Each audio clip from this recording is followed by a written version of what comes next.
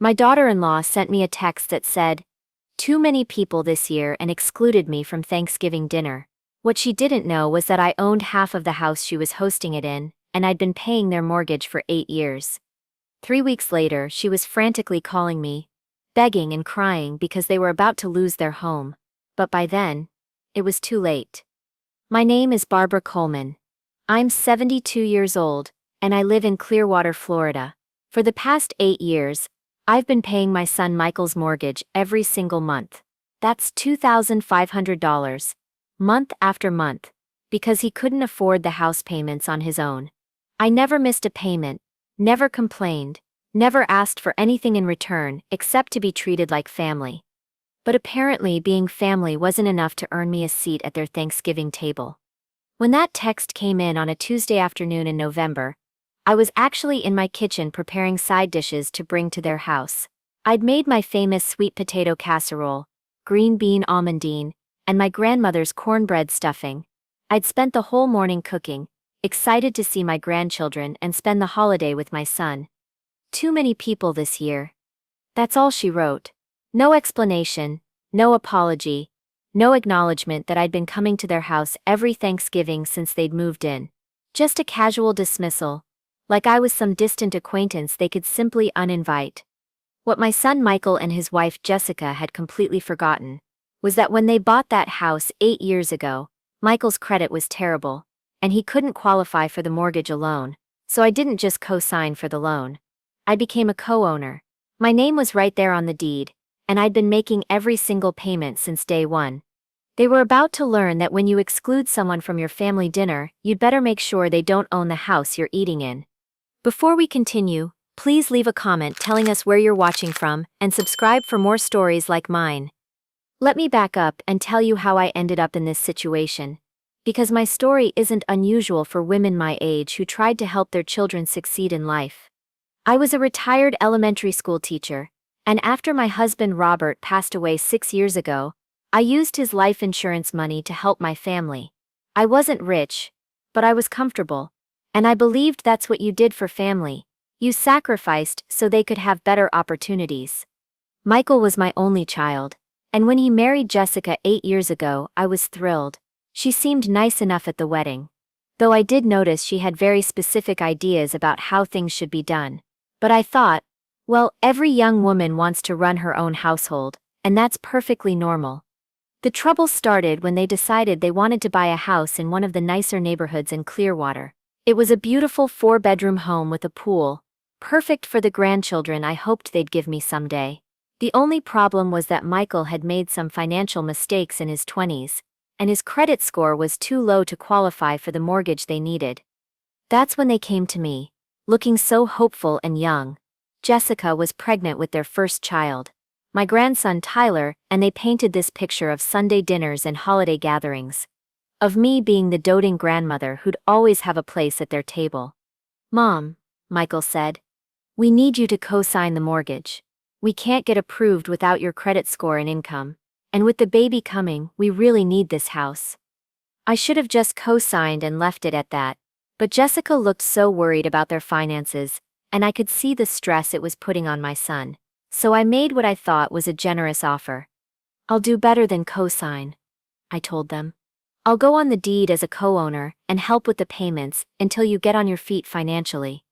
They were so grateful. Jessica actually cried and hugged me, telling me I was the best mother-in-law any woman could ask for. Michael promised it would just be temporary, maybe a year or two until his business picked up and he got a promotion. That was 8 years ago. I never asked them to pay me back. When Michael's promotion didn't come through as quickly as expected, I just kept paying.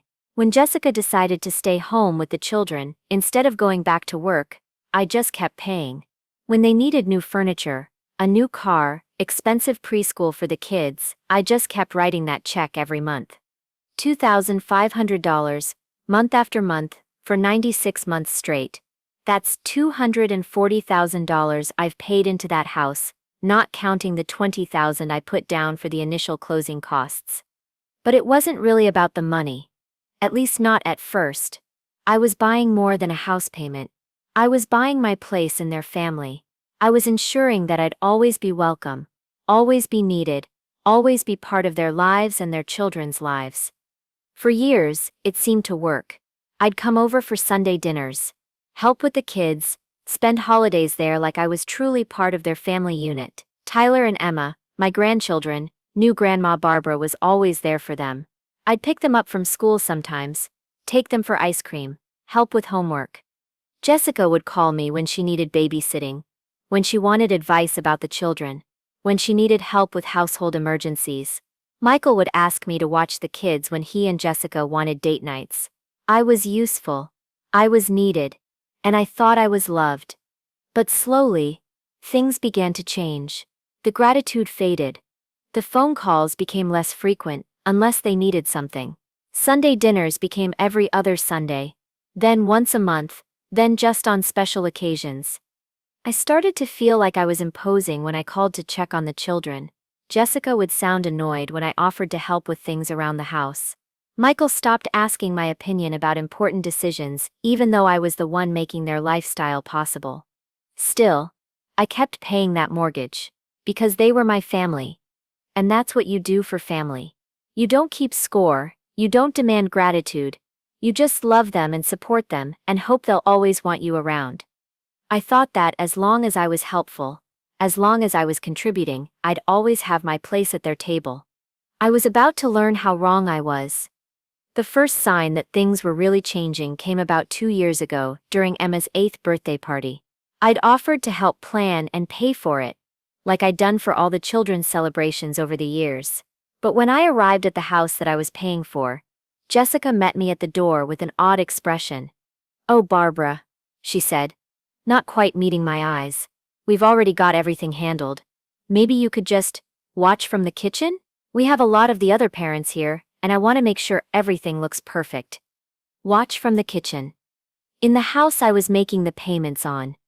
I spent my granddaughter's birthday party serving cake and washing dishes while Jessica played the perfect hostess to parents from Emma's private school.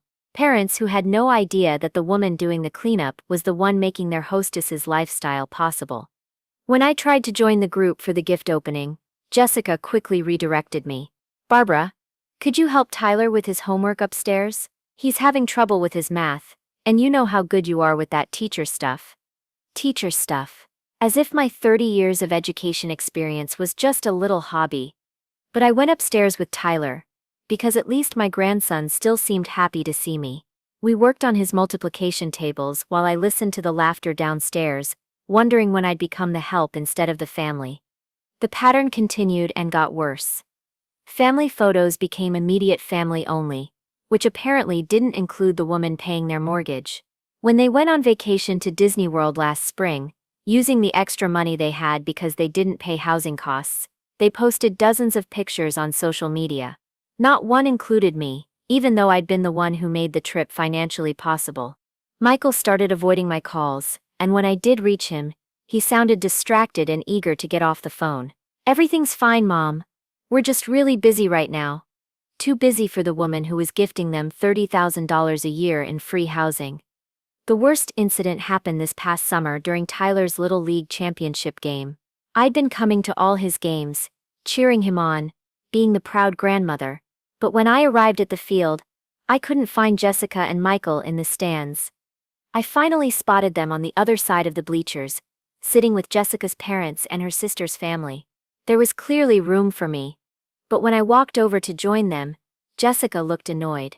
"Barbara, we're saving these seats for some of the other team parents," she said, even though I could see empty spots. "Maybe you could sit over there?" She pointed to a section where I'd be alone, far from my own grandson's cheering section. Jessica's mother, Carol, looked embarrassed. She'd always been kind to me, and I could tell she was uncomfortable with how her daughter was treating me. But Jessica was clearly in charge of the family social dynamics now. So I sat by myself, watching my grandson play baseball, while his parents sat with their real family and their real friends. When Tyler hit a home run and looked up into the stands, he waved at both sections, confused about why his family was split up. After the game, when Tyler ran over to hug me, Jessica quickly called him back. "Tyler, come on. We're going for ice cream with Grandma Carol and Grandpa Jim. Can Grandma Barbara come too?" Tyler asked innocently. Not today, sweetie. Maybe another time. Another time that never came. I drove home that day feeling smaller than I had in years. I was 72 years old, sitting alone at my grandson's baseball game, paying for a lifestyle that didn't include me anymore. But still, I wrote that check every month. Because despite everything, they were my family. Michael was my only child, and Tyler and Emma were my only grandchildren. I told myself that Jessica was just protective of her social image, that Michael was just busy with work stress, that things would get better. I told myself that if I stopped paying, I'd lose them completely, so I kept paying, hoping that my financial support would somehow earn me back the love and respect I'd lost. The final insult came just a month before that devastating Thanksgiving text. Jessica was having a dinner party for some of her friends from the neighborhood, and she asked me to help with the cooking. I was thrilled. Finally, I thought, she wants me involved in her social life. But when I arrived that evening, I realized my role wasn't as a co-hostess or even as a guest. I was the hired help. Barbara, could you stay in the kitchen and handle the dishes as they come in? Jessica asked. And maybe keep an eye on the appetizers? I want to focus on entertaining. I spent the entire evening in the kitchen of the house I was paying for, washing dishes and refilling serving trays, while Jessica entertained her friends in the living room I was financing. When one of her friends came into the kitchen to compliment the food, Jessica quickly explained, "Oh, that's Michael's mother. She loves to help out." Loves to help out. Not this is my mother-in-law who makes our life possible. Not even this is Barbara. She's family. Just the woman who loves to help out. At the end of the evening, Jessica handed me $20. For your help tonight, she said with a smile. You're so good at this kind of thing. $20. For making her dinner party possible in the house I was paying for. I took the money because I was too shocked to refuse it. But I went home that night feeling like I'd been slapped. I wasn't family anymore. I wasn't even a respected elder. I was domestic help who happened to share DNA with the homeowner. And yet, when the first of the month came around, I wrote that check again, because what choice did I have? If I stopped paying, they'd lose the house. Michael would struggle financially. The children would suffer. And I'd definitely lose any remaining place in their lives. So I kept paying for people who no longer wanted me around, hoping that somehow, some way, I could earn my way back into their hearts. I had no idea that the worst betrayal was still coming. The Tuesday before Thanksgiving, I was in my kitchen preparing for what I thought would be a wonderful family holiday. I'd gotten up early to start my traditional dishes, the ones the children always looked forward to. My sweet potato casserole with the marshmallow topping that Tyler loved, the green bean almondine that Emma always asked for seconds of, and my grandmother's cornbread stuffing recipe that had been in our family for 4 generations. I was humming while I worked, actually feeling optimistic for the first time in months. Maybe this holiday would be different. Maybe being around the extended family would remind Jessica and Michael how important I was to their lives. Maybe the children would ask me to tell stories about their grandfather Robert, or about the Thanksgivings I'd shared with their father when he was little. I'd even bought new outfits for Tyler and Emma, expensive clothes from the children's boutique at the mall. I'd wrap them carefully and planned to give them to the children as early Thanksgiving presents when I arrived at their house. My phone was sitting on the counter next to me while I cooked, and when it buzzed with a text message, I wiped my hands on my apron and picked it up, expecting it to be Jessica asking what time I'd be arriving or if I needed directions to bring anything else. The message was from Jessica, but it wasn't what I expected at all. Hi Barbara. We've decided to keep Thanksgiving small this year. Too many people. Hope you understand. I read it 3 times before the words actually sank in. Too many people. At the house I was paying for the holiday I'd been coming to since they moved in, after I'd spent the morning cooking their favorite dishes. I set the phone down with shaking hands and looked around my kitchen. The sweet potato casserole was cooling on the counter. The green beans were ready to be assembled. The cornbread was crumbling in my hands for the stuffing. I'd made enough food for 12 people, and now I was going to eat Thanksgiving dinner alone. But the shock of being excluded wasn't even the worst part. It was the casual way Jessica had done it. Hope you understand. As if excluding me was perfectly reasonable. As if I should be grateful for the heads up. As if 8 years of mortgage payments had bought me nothing but the privilege of being politely dismissed. I tried calling Michael, thinking surely this was some kind of mistake. Maybe Jessica had sent the message without talking to him. Maybe he didn't know I'd been uninvited from the family holiday. The phone went straight to voicemail. I waited an hour and tried again. Voicemail again. Finally, that evening, Michael called me back. I was so relieved to hear his voice. Michael, honey, I got the strangest message from Jessica about Thanksgiving. She said you're keeping it small this year. But surely she meant you're not having the extended family, right? Not that I'm not invited. There was a long pause. Too long. Mom, he said finally. And I could hear the discomfort in his voice. Jessica's parents are coming, and her sister's family, and some friends from the neighborhood. The house is going to be really crowded. But Michael, I've been coming to your house for Thanksgiving since you moved in. I've never missed one. And I'm already cooking. I know, Mom. But Jessica's really stressed about hosting everyone, and she thinks it would be easier with fewer people to manage. Fewer people to manage. I was being managed now, like a household problem to be solved. Michael, I pay the mortgage on that house. I've been paying it for 8 years. Doesn't that earn me a seat at the table? Another pause. When he spoke again, his voice was cold in a way I'd never heard before. Mom, that's not. You can't use that as leverage. We never asked you to pay the mortgage. That was your choice. My choice. As if he and Jessica hadn't come to me desperate for help. As if they hadn't painted pictures of family dinners and Sunday gatherings. As if I hadn't been making their comfortable lifestyle possible for nearly a decade. Michael, I didn't mean it as leverage. I just meant that I'm family. I should be included in family holidays. You are family, Mom. But Jessica's family is here, and it's complicated. Maybe we can do something the day after. Just the 4 of us. The day after. Like a consolation prize. Like I was being offered the leftovers of their holiday celebration. What about Tyler and Emma? Don't they expect me to be there? They'll understand. Kids are flexible. Kids are flexible. But apparently, 72-year-old mothers who'd sacrificed for their children weren't worth the same consideration as children. I hung up feeling like I'd been punched in the stomach. This wasn't just about one dinner. This was about my place in their lives. My value to them. My future with my grandchildren. If I could be excluded from Thanksgiving so casually, what other family moments would I miss? Christmas? Birthdays? Graduations? But the absolute worst part came the next day. Wednesday, the day before Thanksgiving. I was at the grocery store picking up ingredients to make a smaller version of the holiday meal for myself, when I ran into Jessica's mother, Carol. She looked embarrassed to see me. And I immediately knew why. Oh, Barbara, she said, her face flushing red. I didn't expect to see you here. Aren't you cooking for tomorrow? Actually, no, I said, trying to keep my voice steady. Jessica told me, they're keeping it small this year. Carol's expression changed from embarrassment to confusion, then to something that looked like anger. Small, Barbara? There are going to be 18 people there tomorrow. Jessica's been planning this for weeks. She rented extra tables and chairs. She hired a catering company to supplement the home cooking. 18 people. Extra tables and chairs.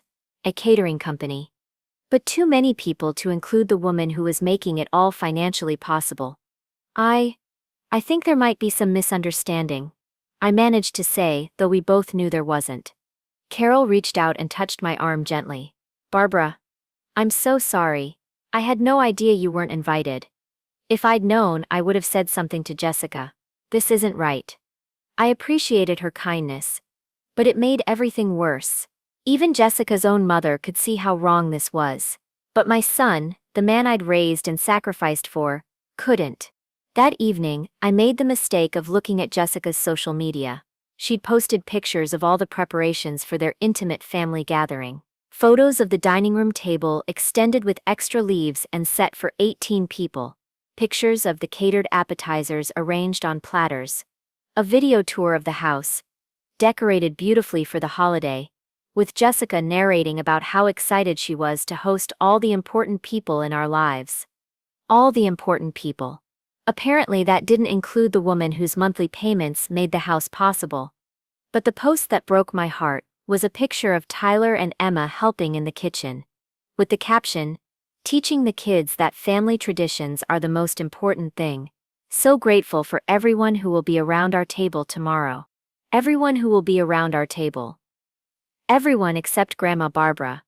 I sat in my living room that Wednesday night, looking at the beautiful table settings and the happy family preparations that I was paying for but not invited to enjoy, and I finally understood the truth. I wasn't family anymore. I was a monthly payment. I was a financial convenience. I was useful when they needed mortgage help or babysitting or cooking assistance, but I wasn't someone they actually wanted to spend time with. The hurt was so deep I could barely breathe. 8 years of monthly payments. $240,000. Countless hours of babysitting, cooking, helping, supporting. All of it had bought me nothing but the privilege of being politely excluded when it was convenient. That night, I did something I hadn't done since Robert died. I cried myself to sleep, not just from sadness but from a deep, bone-deep exhaustion of trying to buy love from people who didn't want to give it. But when I woke up Thursday morning, Thanksgiving Day, something had changed inside me. The hurt was still there, but it was joined by something else. Something that felt like clarity. If I wasn't family enough to be included in their celebrations, then maybe I shouldn't be family enough to pay for them either. It was time to make some phone calls of my own. That Thanksgiving morning, while Jessica was hosting her 18-person dinner party in the house I was paying for, I sat at my kitchen table with a cup of coffee and started making a list of phone numbers. The first call was to my attorney Richard Martinez, who'd handled Robert's estate and had been my lawyer for over 15 years. I knew his office would be closed for the holiday, but Richard had always told me to call his cell phone if I ever had an emergency. "Barbara?" Richard answered on the second ring. "Is everything okay? You sound upset." "Richard, I need to ask you about the house I co-own with my son, the one where I've been paying the mortgage. What are my legal rights as a co-owner?" There was a pause. "Barbara, that's a loaded question. Are you and Michael having some kind of dispute?" I told him about the Thanksgiving exclusion, about the years of being treated like hired help while paying for their lifestyle, about the casual cruelty of being dismissed as too many people. Richard listened without interrupting, and when I finished, he was quiet for a long moment. "Barbara, I'm going to be very clear with you. As a 50% owner of that property, you have significant legal rights. You can demand a partition sale, which means the house would have to be sold, and you'd get your share of the proceeds. You can also stop making mortgage payments immediately, since you're not legally obligated to pay for property you co-own. But wouldn't that hurt their credit?" "Barbara, listen to me carefully. You've been paying the mortgage on a house you half-own for 8 years. You've essentially been paying rent to yourself while they live there for free. From a legal standpoint, they owe you nearly $200,000 in rent for living in your property." I hadn't thought of it that way. I'd been so focused on helping them that I'd never considered what my financial contribution actually meant in legal terms. What would happen if I stopped making the payments? If you stop and they can't make the payments themselves, the house goes into foreclosure. But here's what your son doesn't understand, Barbara. Because you're a co-owner, you could also choose to buy out his half of the property. If he can't afford the mortgage payments, he certainly can't afford to buy you out. So I could end up owning the entire house? You could. Or you could force them to sell and take your equity out. But Barbara, there's something else you need to know. Because you've been making all the payments while they've been living there rent-free, you could potentially claim that they owe you for their share of housing costs. In some states, co-owners who don't contribute to property expenses can be charged for their occupancy. I was quiet, processing this information. For 8 years, I'd thought I was helping my son build equity in his home. But legally, I'd been building equity in my own property while he lived there as essentially a non-paying tenant. "Richard, if I wanted to take action, what would be my first step?" "Stop making the mortgage payments immediately. Send a certified letter to Michael and Jessica explaining that, as a co-owner, you're no longer willing to subsidize their free housing. Give them 30 days to either buy out your share of the property or begin paying you rent for their occupancy. And if they can't do either, then you file for partition sale and the house gets sold. They'll get their 50% of whatever's left after the mortgage is paid off, minus what they potentially owe you for 8 years of free occupancy. After I hung up with Richard, I called my financial advisor, Helen Crawford. Helen had been managing my investments since Robert died, and she knew exactly what my financial situation was. Helen, I need to ask you something. How much money have I actually put into my son's house over the years? Oh, Barbara, let me pull up those records. You've been very consistent with those payments. I heard her typing on her computer. Okay. I'm looking at 8 years of mortgage payments at $2,500 per month. That's $240,000. Plus the initial down payment assistance of $20,000. So you've invested $260,000 total. And what's the house worth now? The last appraisal you showed me was $475,000. So your 50% ownership would be worth about $237,500. But Barbara, that doesn't account for the mortgage balance. What do they still owe on the house? I had to think about that. I think there's about $200,000 left on the mortgage. So the house has $275,000 in equity. Your half would be about $137,500. But here's the thing, Barbara. You've been paying down that mortgage for 8 years. Every payment you've made has increased the equity in that house. From an investment standpoint, you haven't just been helping them, you've been building your own wealth. But I've put in $260,000 and would only get back $137,000? If you sold today, yes. But Barbara, there's another way to look at this. If they can't buy you out and can't afford the mortgage payments, the house could go into foreclosure. In that case, you could potentially purchase the property at foreclosure for much less than market value. You'd end up owning the entire house.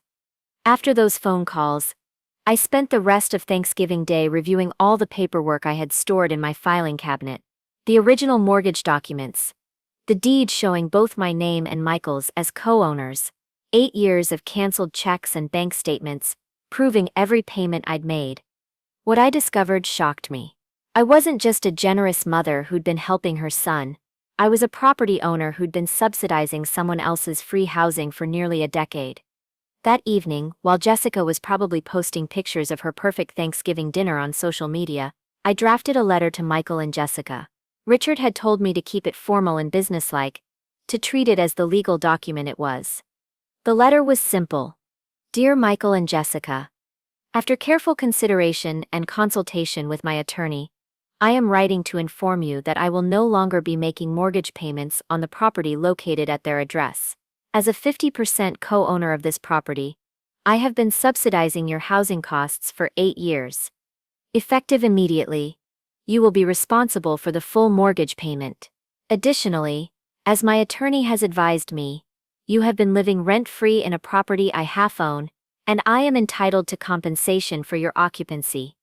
You have 2 options. Purchase my 50% ownership stake in the property for fair market value, $137,500 based on current appraisal. Begin paying me monthly rent for your occupancy of my property. You have 30 days to respond with your choice. If neither option is selected, I will be forced to file for partition sale, which means the property will be sold and we will split the proceeds according to our ownership percentages.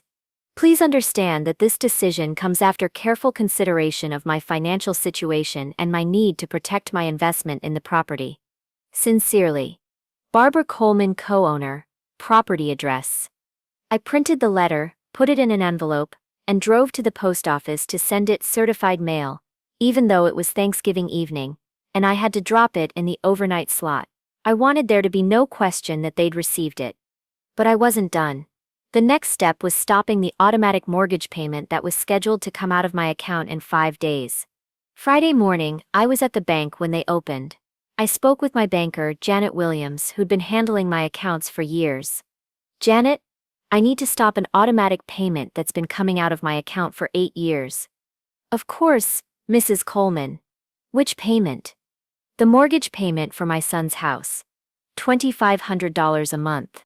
Janet looked confused. I thought that was your son's mortgage.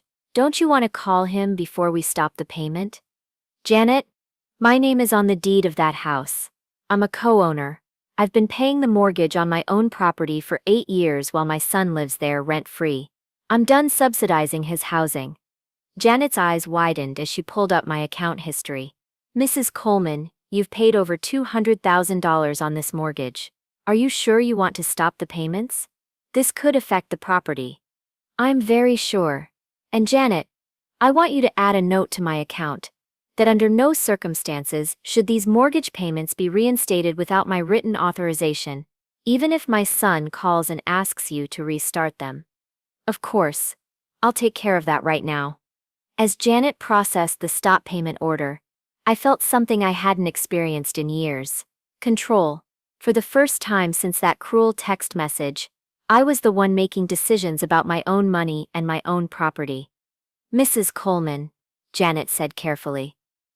I hope you don't mind me asking, but are you planning to move into the house, since you're a co-owner?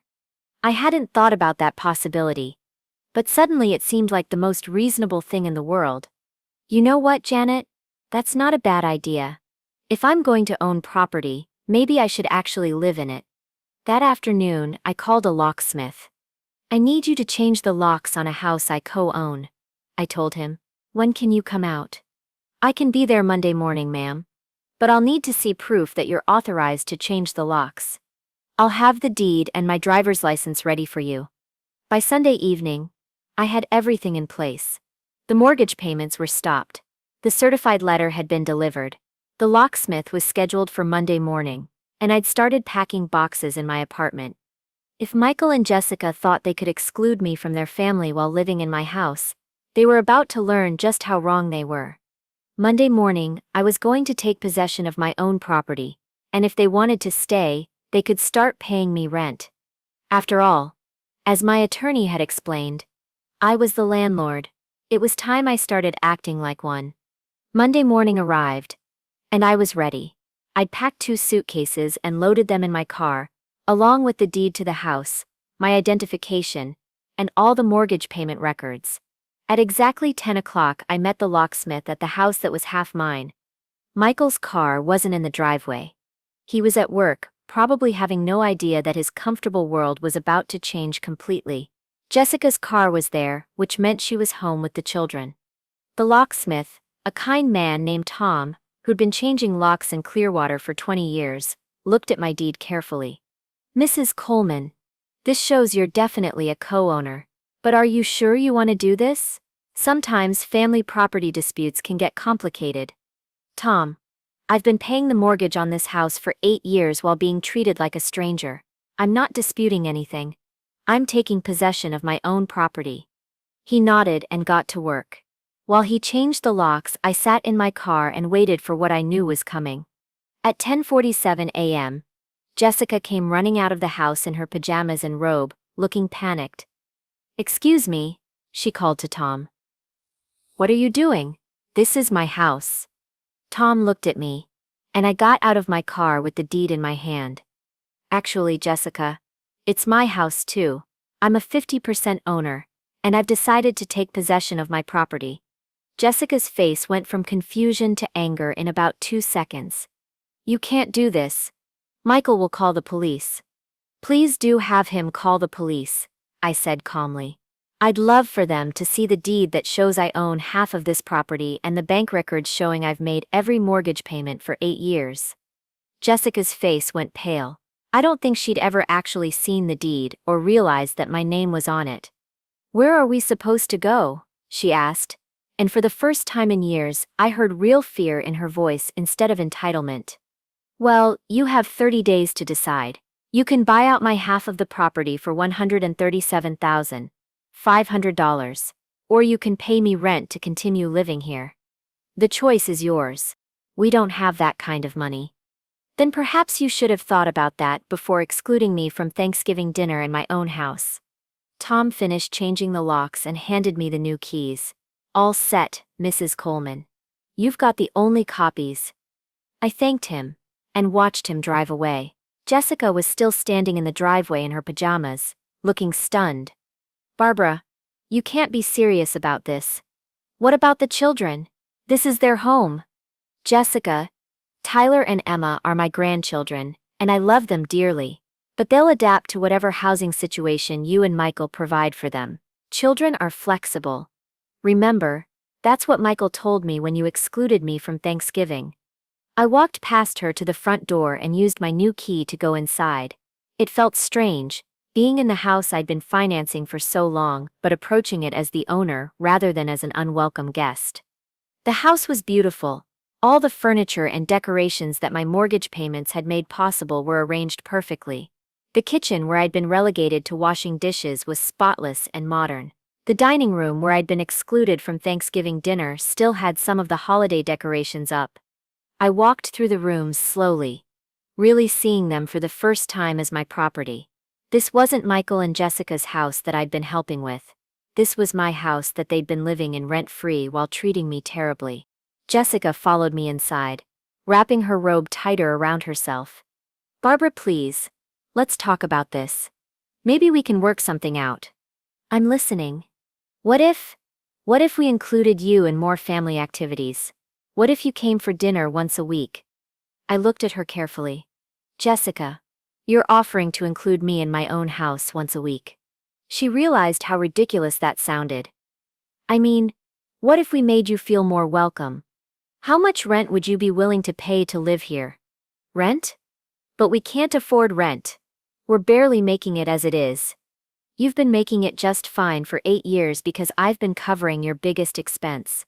Your mortgage payment is $2,500 a month. That's what you'd need to pay me in rent. $2,500?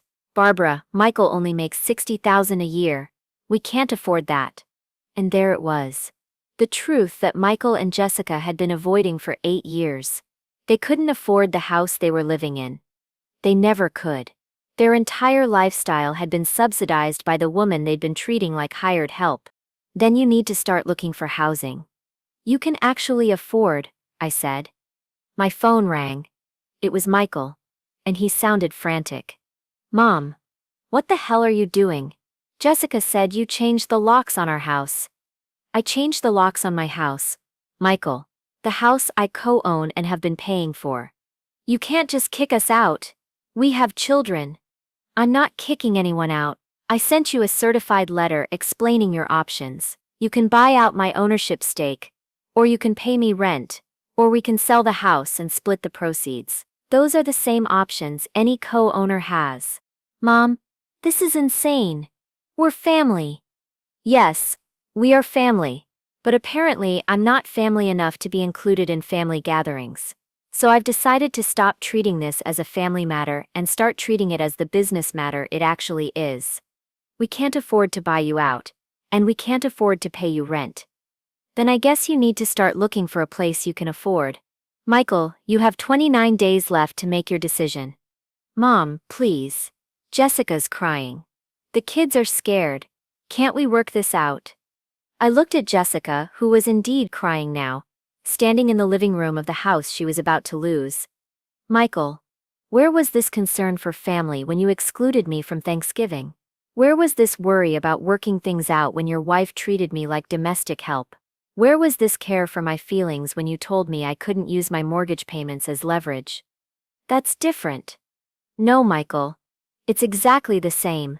You didn't want me as family when it was convenient for you. Now I'm treating this as the business arrangement. It apparently always was.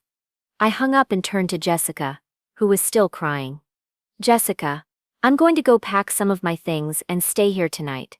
I suggest you use the time to start looking at rental properties in your actual price range. What about the children's schools? Their friends? This is the only home they've ever known. Children adapt. They're flexible. Besides, maybe this will teach them an important lesson about treating family members with respect.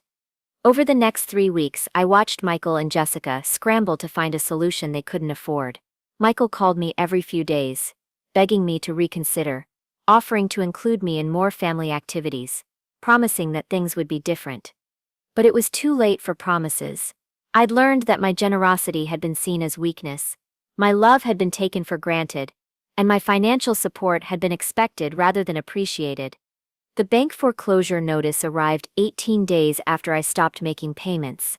Michael and Jessica had tried to make the payment themselves, but they could only come up with $800. The bank wanted the full $2,500, plus late fees. 2 days before the 30-day deadline in my letter, Michael called me one last time. "Mom, we found a 3-bedroom apartment we can afford. The rent is $1,200 a month. But we need to be out by Friday." That sounds like a much more reasonable housing situation for your income level. "Mom, I'm sorry. We're both sorry. We didn't realize how much we depended on you, and we should have treated you better." It was the first real apology I'd gotten, but it was 8 years too late. "I appreciate the apology, Michael, but this isn't about revenge. This is about finally making smart financial decisions. You can't afford a house that costs $2,500 a month to maintain. You never could. What happens to the house now? I'm buying out your half through the foreclosure process. I'll own it completely. And then what? Then I'll have a beautiful house to live in during my retirement, without having to pay rent to anyone." The day they moved out, Tyler came up to me with tears in his eyes. "Grandma Barbara, why can't we live here anymore?" I knelt down to his level. "Because sometimes adults make decisions that have consequences, sweetheart. But you know what? You can still come visit me here anytime your parents allow it. This will always be a place where you're welcome." Emma hugged me tightly. "I'll miss living near you, Grandma. I'll miss having you nearby too, honey. But $1,200 a month is much easier for your parents to afford than $2,500. They'll be less stressed about money now." And that was true. Within a few months, I could see the difference in Michael and Jessica. Without the crushing financial pressure of a house they couldn't afford, they seemed happier, more relaxed. They'd moved to a modest apartment in a good school district, and they were finally living within their means. As for me, I was living in my beautiful house, the one I'd been paying for all along. I had a pool, a garden, and plenty of space for when Tyler and Emma came to visit on weekends. I'd also learned something important about myself. I didn't need to buy anyone's love. I didn't need to finance other people's dreams at the expense of my own dignity.